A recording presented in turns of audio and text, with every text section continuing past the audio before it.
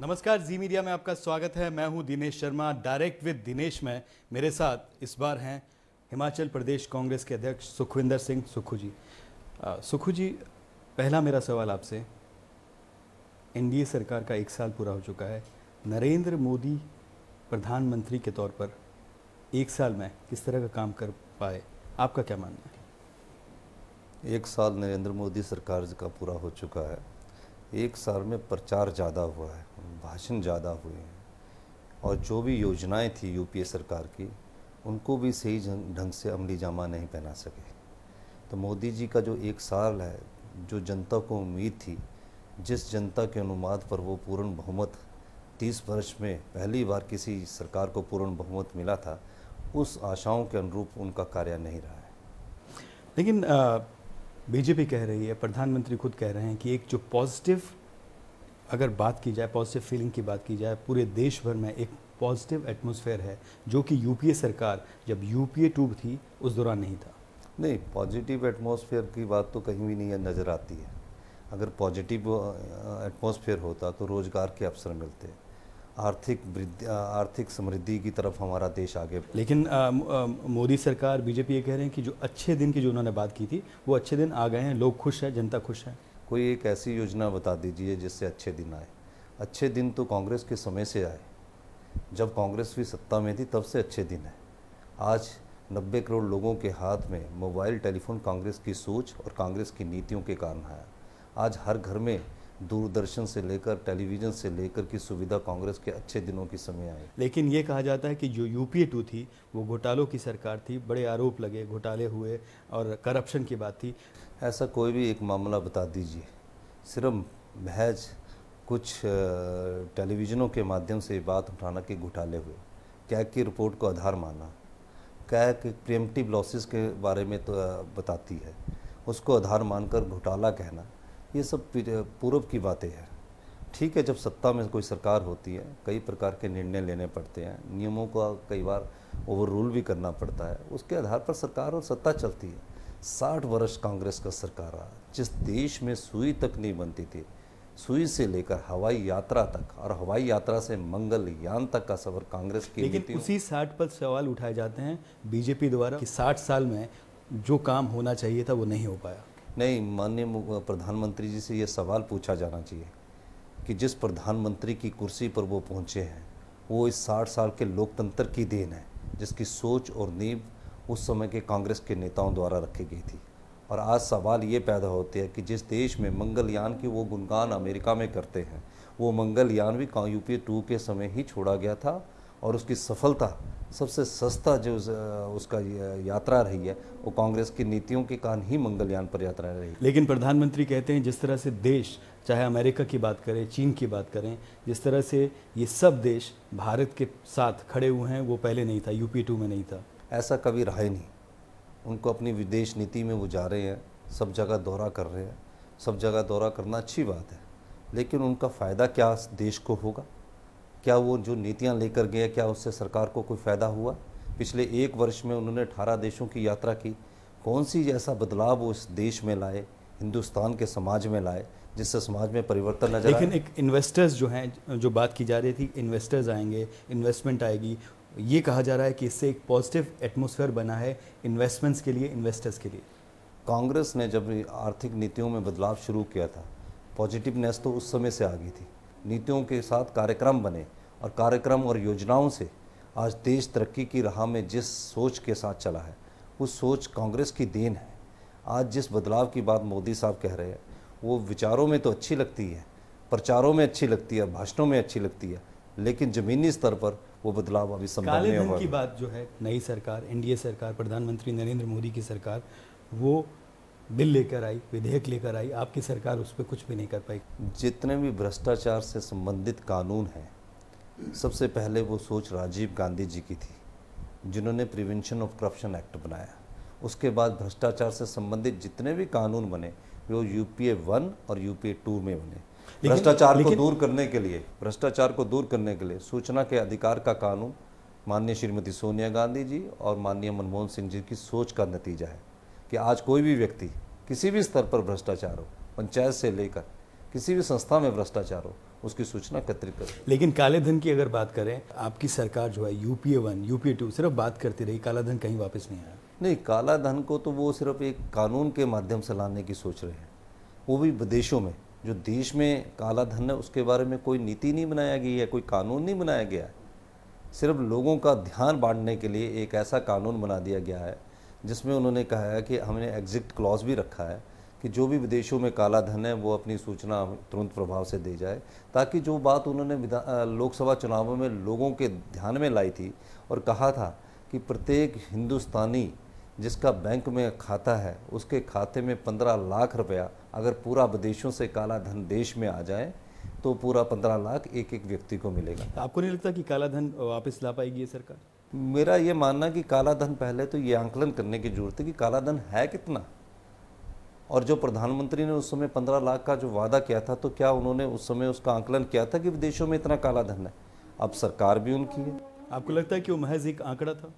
अब सरकार भी उनकी है, वित्त मंत्री भी उनकी है। अब तो सही आंकड़ा बताइए कि विदेशों का में हिंदुस्तानियों का काला धन कितना है। पहले तो ये आंकड़ा बताने की जरूरत है, उसके बाद हम कह सकते हैं कि इतना धन अगर काला है तो उसको विदेश में लाने के लिए सभी दल। आप प्रधानमंत्री नरेंद्र मोदी की आलोचना कर रहे हैं, लेकिन आप ही के मुख्यमंत्री, हिमाचल के मुख्यमंत्री जो हैं वीरभद्र सिंह, वो नरेंद्र मोदी की तारीफ करते हैं। देखिए, एक शिष्टाचार बात होती है। माननीय प्रधानमंत्री जी ने 1 साल पूरा किया तो उन्होंने एक मुबारकबाद। तो आप कह रहे हैं कि मुख्यमंत्री के तौर पर उन्होंने उनकी प्रशंसा की है, ना कि कांग्रेस नेता के तौर पर? नहीं, एक शिष्टाचार अगर किसी की कोई बात करता है तो उसमें कोई दो राय नहीं है। नैतिकता और औपचारिकताएं हमें निभाते रहना चाहिए, लेकिन मुद्दे हमेशा जिंदा रहते हैं। कोई भी इशू है हमेशा जिंदा रहता है, उस पर भी चर्चा रहती है। सुखविंदर सुक्खू जी, यहाँ हमको लेना होगा एक छोटा सा ब्रेक। ब्रेक के बाद हम जल्द हाजिर होते हैं। आप देखते रहिए जी मीडिया।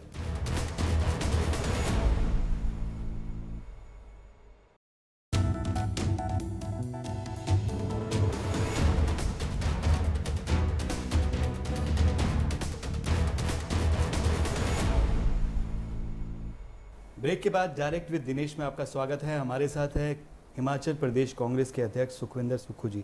सुक्खू जी, कांग्रेस उपाध्यक्ष राहुल गांधी ने 1 रैंक 1 पेंशन की बात की, क्या वो वादा पूरा कर पाएगी ये सरकार? जब यूपीए की सरकार थी हमने मांग उठाई नहीं थी। हमने जो इंटरिम बेस्ड बजट था उसमें 500 करोड़ रुपए का 1 रैंक 1 पेंशन के लिए प्रावधान किया था, क्योंकि उसी वर्ष इलेक्शन था। उसके बाद उसको कंटिन्यूटी में लाया गया। आज 1 रैंक 1 पेंशन को मोदी सरकार की 1 साल पूरा हो गया। एक तरफ वो किसान की बात करते, एक तरफ सैनिक की बात करते। 1 साल पूरा होने के बावजूद भी 1 रैंक 1 पेंशन पर कोई ध्यान नहीं दिया गया है, तो ये तो तुरंत प्रभाव से लागू होनी चाहिए। कांग्रेस में ये मांग समय समय पर उठती रही है कि कांग्रेस उपाध्यक्ष राहुल गांधी को कांग्रेस की कमान सौंप दी जानी चाहिए। आपको क्या लगता है कि ये सही समय है कांग्रेस उपाध्यक्ष राहुल गांधी को अध्यक्ष बनाने का?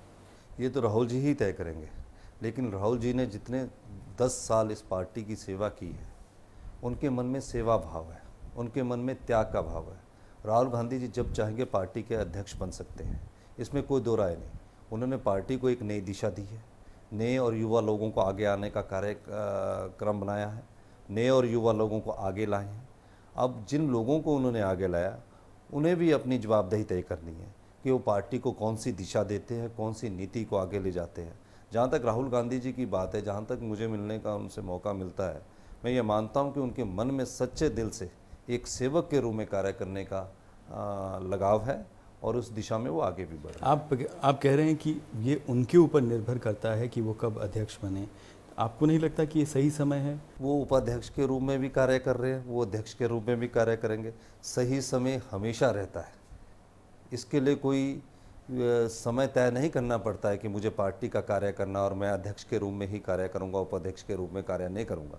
ये तय उनको करना है और वो अध्यक्ष के उपाध्यक्ष के रूप में भी जितना समय अभी पार्टी में वो दे रहे हैं। आप मुझे बताइए, 15-15 किलोमीटर वो पैदल चल रहे हैं 45 डिग्री टेम्परेचर में, किस लिए चल रहे हैं? क्योंकि वो देश के लोगों की नब्ज़ को टटोलते हैं। वो जानते हैं कि गरीब किसान क्या चाहता है। लेकिन भारतीय जनता पार्टी कह रही है कि सिर्फ वो महज जो है राजनीति कर रहे हैं। इससे पहले जब यूपी सरकार की, उस दौरान उन्होंने कोई मुद्दा नहीं उठाया, कोई बात नहीं कही, कोई इशू रिजॉल्व नहीं हुए। नहीं, सवाल राजनीति का नहीं है। अगर राजनीति का करने का है तो मोदी साहब को भी 15 किलोमीटर पैदल 45 डिग्री टेम्परेचर में चलना चाहिए। वो किसान के मुद्दे को लेकर देश को जागरूक कर रहे हैं, वो जनता की समस्याओं को लेकर देश को जागरूक कर रहे हैं।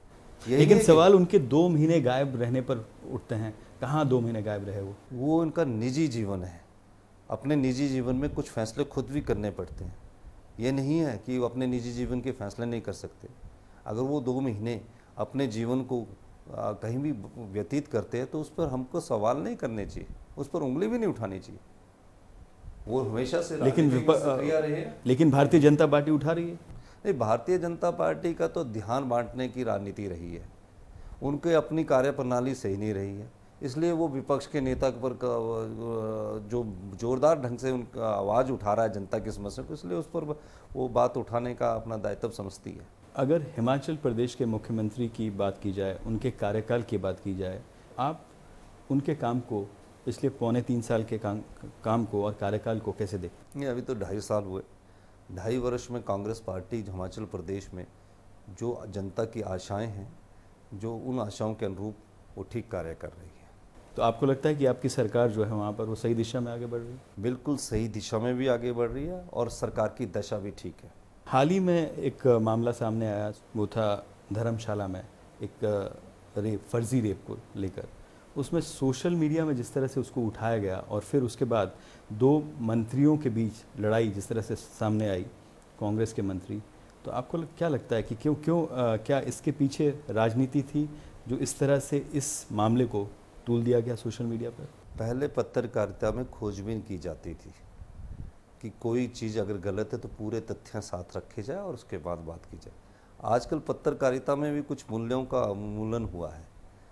छोटी सी बात होती है, कोई एक मैसेज करता और उसके आधार पर सारे हिमाचल प्रदेश में ऐसे मैसेज फैला दिए जाते हैं और बाद में जब पता लगता है कि कोई ऐसी बात नहीं हुई तो उससे समाज में भी इस प्रकार के वातावरण से समाज भी दूषित होता है। तो इस चीज़ों के तथ्यों की जानकारी एकत्रित करना पत्रकारिता का भी काम है, सरकार का भी काम है। लेकिन इसमें 2 कैबिनेट मंत्री में जो लड़ाई थी वो क्यों सामने आई? क्यों इस तरह की बात सामने? जो लड़ाई का मामला है वो मेरे ध्यान में नहीं है कि कैबिनेट मंत्रियों की कोई लड़ाई हो। हमेशा से कैबिनेट में जब भी होती है सब कैबिनेट मंत्री मिलकर एकजुटता से फैसला लेते हैं, ऐसी कोई बात नहीं है। आपको लगता है कि सभी जो कैबिनेट मंत्री हैं, वो सरकार में जो मंत्री हैं हिमाचल सरकार में, वो सब एक साथ मुख्यमंत्री के साथ हैं, वीरभद्र जी के साथ हैं? सभी मंत्री क्या, सभी सरकार के जो भी नुमाइंदे होते हैं, जो भी मुख्यमंत्री थे उसके साथ होते हैं और हमेशा से रहे हैं। फिर जीएस बाली जो कि कैबिनेट मंत्री हैं, उनकी तरफ से बार बार रोज़गार यात्रा को लेकर बात होती है कि मैं रोज़गार यात्रा निकाल रहे हैं। वो वीरभद्र सिंह कहते हैं, मुख्यमंत्री कहते हैं कि हमने रोज़गार दिया है, हम रोज़गार दे रहे हैं। तो फिर रोज़गार यात्रा की बात क्यों की जाती है कैबिनेट मंत्री? ये गुरु और शिष्य की बात है। बाली जी माननीय मुख्यमंत्री जी के शिष्य भी रहे और रोज़गार यात्रा का मकसद ये नहीं होता है कि हमें सरकार में ही रोज़गार देना। रोज़गार का मतलब ये भी यात्रा का मतलब ये भी हो सकता है कि जो युवा है उनको ये भी दिशा दी जाए कि वो कौन सी दिशा में उनको कार्य करना है और किस प्रकार के रोज़गार को अपनाना है।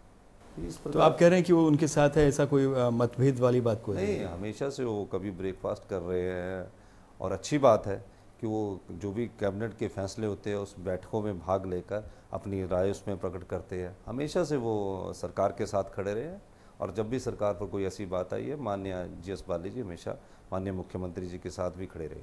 प्रदेश अध्यक्ष को लेकर ये बात सामने आती है कि जो टेन्योर है उसको लेकर वहाँ पर ये कहा जाता है कि आपको दोबारा अध्यक्ष बनाने के हक में नहीं है वहाँ पर जो नेता, अगर मुख्यमंत्री की भी बात की जाए। नहीं, ऐसी बात नहीं है।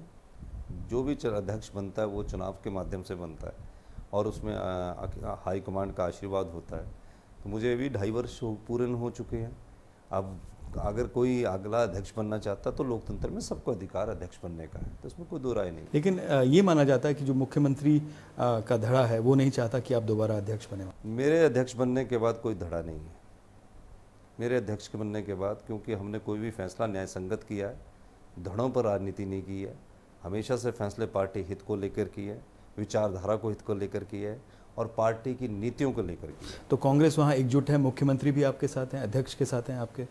मेरे माननीय मुख्यमंत्री जी का आशीर्वाद और जो सभी वरिष्ठ नेता उनका आशीर्वाद, श्रीमती सोनिया गांधी और राहुल गांधी जी का आशीर्वाद, जो भी कार्यक्रम मुझे मिलते हैं मैं उन कार्यक्रमों के अनुसार कार्य करता हूँ। या और आशीर्वाद आपको लगता है कि आगे बना रहेगा आपके साथ? निश्चित तौर पर अगर मैंने पार्टी के अध्यक्ष के रूप में कोई कार्य किया है तो निश्चित तौर पर उस कार्य को माननीय मुख्यमंत्री ने भी सराहा है और हमारे जो हिमाचल प्रदेश के वरिष्ठ नेता उन्होंने भी सराहा है। सुखविंदर जी, हाँ, हमको लेना होगा एक छोटा सा ब्रेक। ब्रेक के बाद जल्द हाजिर होते हैं। आप देखते रहिए जी मीडिया।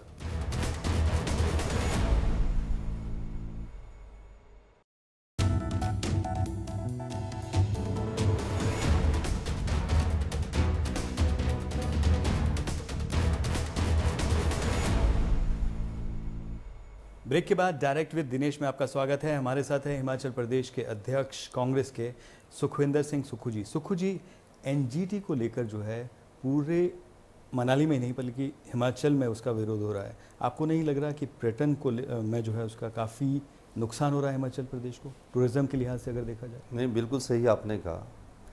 एनजीटी को भी कई बार फैसले ऐसे करने पड़ते हैं जो उसके पर्यावरण के हिसाब से होते हैं, लेकिन कई बार हमें फैसले करते समय वहाँ की लोकल जो परिस्थितियाँ उनको ध्यान में रखना चाहिए। मुझे बड़ी खुशी है कि आज ही मैंने न्यूज़पेपर में पढ़ा कि उसमें एनजीटी ने कुछ राहत दी है और तुरंत राहत से वहाँ पर्यटक जितने भी पर्यटक आते हैं उसको आसानी हो।